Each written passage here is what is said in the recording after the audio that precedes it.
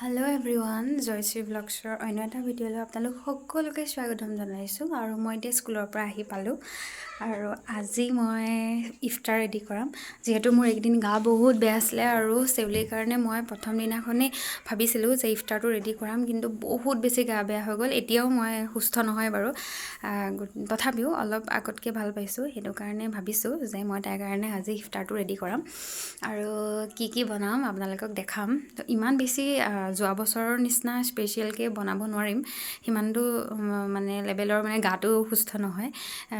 যোৱা বছৰ বহুত ভালকৈ কৰিছিলোঁ আৰু এইবাৰ চাওঁ যিমানখিনি সাধ্য অনুসাৰি পাৰোঁ আৰু কৰিম বুলি ভাবিছোঁ আৰু আপোনালোককো দেখাম বুলি ভাবিছোঁ।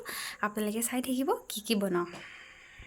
ইয়াতে মই খিচিৰিৰ কাৰণে দালি আৰু চাউলটো ভিজাই ল'লোঁ আৰু এইফালে আছে চব্জিটো কাটিব লাগিব। ৰঙালাওটো কাটিম ভাবিছোঁ আৰু ইয়াতে গাজৰ দিম, গতিকে কাটি লওঁ, তাৰপিছত আপোনালোকক দেখাই আছোঁ। মোৰ এইবিলাক চব ৰেডি হৈ গ'ল, মানে মই ধুই মেলি ৰেডি। ইয়াতে আছে দালি আৰু চাউল,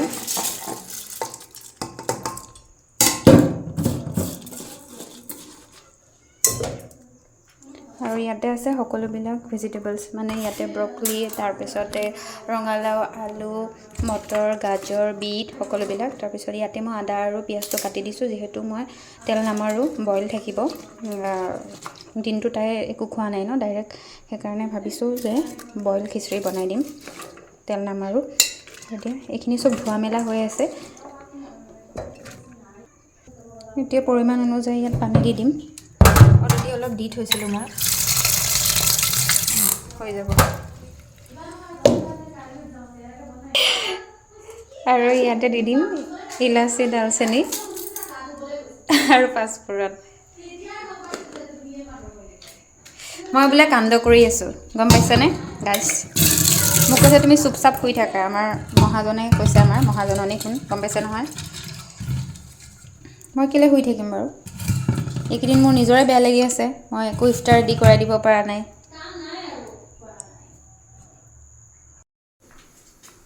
এয়া প্ৰথম খিচিৰিটো বহাইছোঁ দেই, কৃষ্ণ। খিচিৰিটো হৈ গ'ল মানে কি আৰু, নিজে কেমেৰা ধৰি বস্তু বনাব অকণমান দিগদাৰ।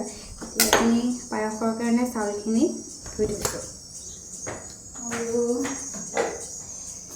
এতিয়া গাখীৰটো গৰম হ'ম।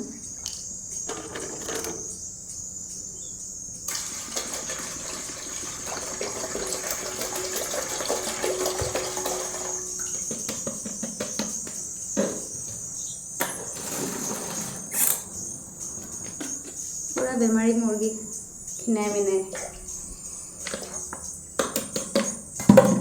এইখিনি গৰমাই লওঁ, তাৰপাছত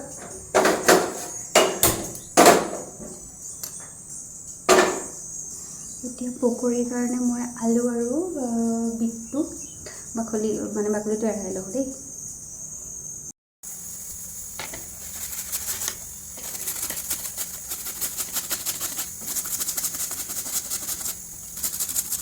ভিডিঅ'টো দীঘলীয়া হৈ যাব, মই একেবাৰে দেখাইছোঁ।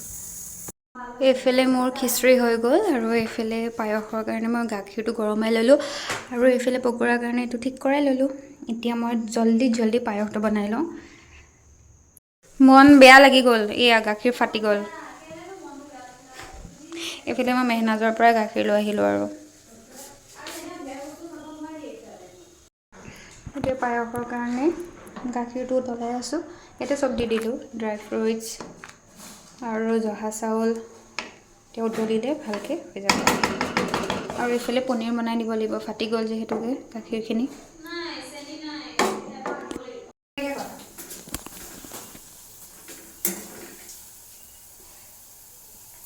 এইফালে পায়স হৈ গ'ল।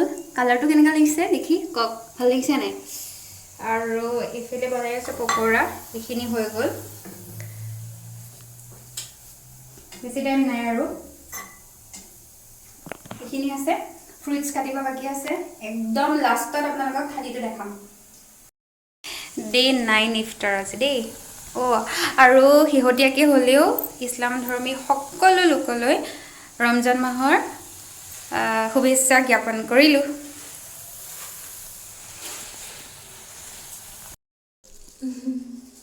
এতিয়া খাদ্য আগত লৈ পেলাই ৰৈ আছোঁ আৰু দেই। কাৰণ টাইম হোৱা নাই আজি হৈছে 5:20 আৰু এতিয়া সময় হৈছে 5:08 ইমানখিনি সময় অলপ বহি গপচপ মাৰোঁ আৰু গ'ল ইফতাৰৰ থালি ৰেডি আৰু ইয়াতে আছে ফ্ৰুইটছ বাকীখিনি আপোনালোকে দেখিছেই লাষ্টৰ পৰ্যায়ত মই একেবাৰে চুইট কৰ্ণটো বনালোঁ আৰু বাকী ইয়াৰ নতুন আলহী দেই মোৰ ভিডিঅ'ত এতিয়াৰ পৰা দেখি থাকিব তো ঠিক আছে খোৱাখিনি নেদেখাওঁ বাৰু যিহেতু কিবা নিয়মৰ সহায়ত খোৱা হয় গতিকে আজিলৈ বাই বাই বাই